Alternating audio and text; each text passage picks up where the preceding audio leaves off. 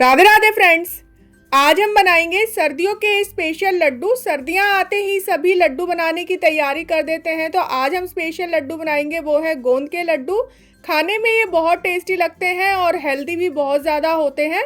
Recipe बहुत ही simple है friends. अगर आप पहली बार भी ये लड्डू बना रहे हैं तो पहली बार में ही परफेक्ट बनकर तैयार होंगे।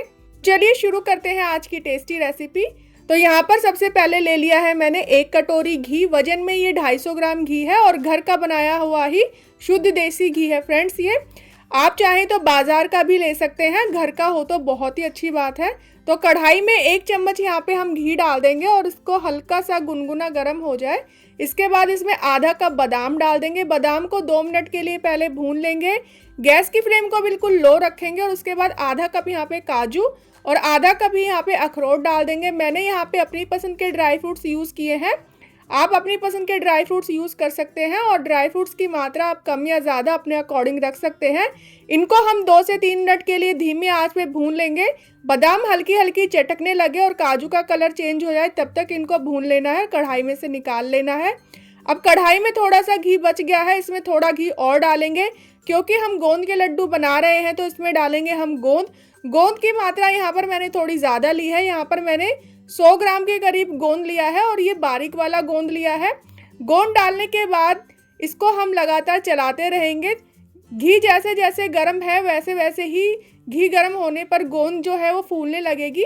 शुरू में ये आपस में चिपक जाएगी, लेकिन जैसे जैसे ये अच्छे से सिक जाएगी तो अपने आप ही सेपरेट हो जाएगी। गोंद को हमें अच्छे से सेकना है। शुरू में आपको लगेगा कि गोंद सिक गई क्योंकि ये फूल जाती है, लेकिन इसको अच्छे से सेकना है। धीमी आंच पे सेकेंगे। गैस की फ्लेम को अगर आप तेज रखेंगे तो बाहर से गोंद जल जाएगी और अंदर से कच्ची रह जाएगी।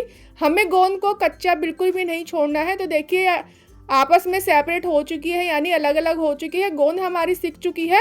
गोंद को हम थोड़ा थोड़ा करके 2 बारी में सेक लेंगे। तो यहाँ पे मैंने गोंद को सेक लिया है। सारे गोंद को सेक लेने के बाद हमने एक प्लेट में निकाल लिया और इसको हम कूट लेंगे, यानी मैंने जो मूसल होता है उससे कूट लिया है। आप कोई कटोरी वगैरह ले ले, उसको क्रश कर ले, बिल्कुल बारीक बारीक क्रश कर लेना है। गरम गरम को ही क्रश कर लीजिएगा, ठंडा हो जाने पे ये क्रश नहीं हो पाएगा।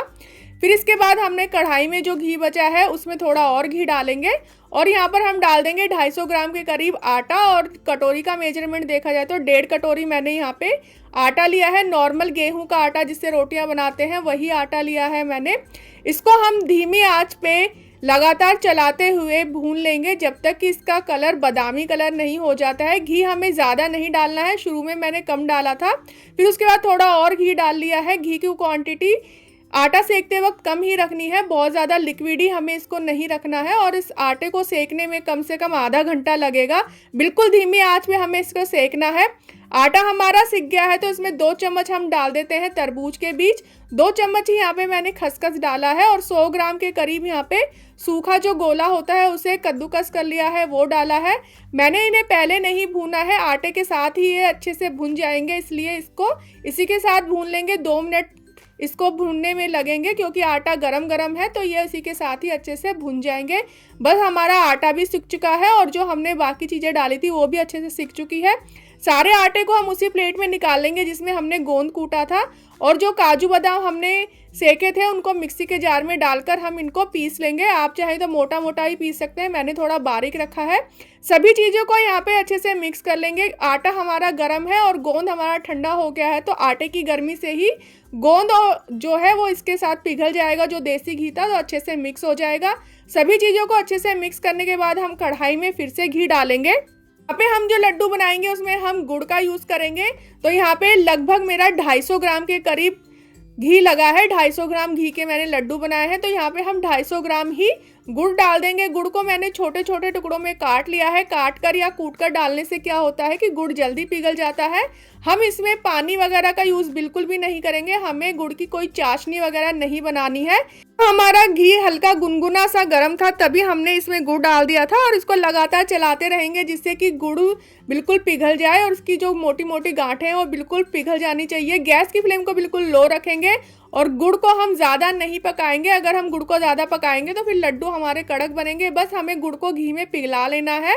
इस तरीके से जब हम बनाते हैं तो जो गुड़ है वो जल्दी पिघल जाता है और मिक्स करने में आसानी रहती है। तो यहाँ पे मैंने गैस की फ्लेम को ऑफ कर दिया है और वापस से कढ़ाई रख दी है और जो सारा मिक्सचर था वो इसमें हम डाल देंगे। मिक्सचर डालने के बाद इसको अच्छे से मिक्स कर लेंगे एक बारी। ये बहुत ज़्यादा गर्म है इसलिए मैंने चम्मच से इसको मिक्स कर लिया है।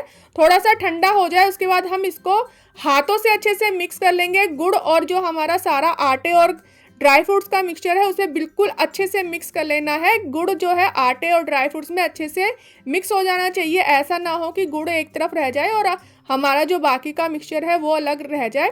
इस तरीके से आप छोटे छोटे लड्डू बना लीजिएगा। जैसे हमारा बेसन का लड्डू होता है उससे थोड़े बड़े साइज़ के यहाँ पर लड्डू मैंने बनाए हैं। लड्डू बनाना बहुत ही आसान है। हल्का गर्म रहे तभी आप लड्डू बना लीजिएगा। अगर ठंडा हो जाएगा तो लड्डू हमारे बन नहीं पाएंगे। और यहाँ पे गुड़ की और घी की क्वांटिटी जो है बिल्कुल परफेक्ट है फ्रेंड्स। ड्राई फ्रूट्स आप कम या ज़्यादा कर सकते हैं। मैंने अपनी पसंद के डाले हैं, आप अपनी पसंद के डाल लीजिएगा फ्रेंड्स। और इस तरीके से ही हमें सारे लड्डू बना लेने हैं। देखिए हाथों पे कितना घी है, इसलिए हमें ज़्यादा घी नहीं डालना है। अगर हम ज़्यादा घी डालेंगे तो लड्डू हमारे बंध नहीं पाएंगे, वो फैल जाएंगे हलवे की तरह।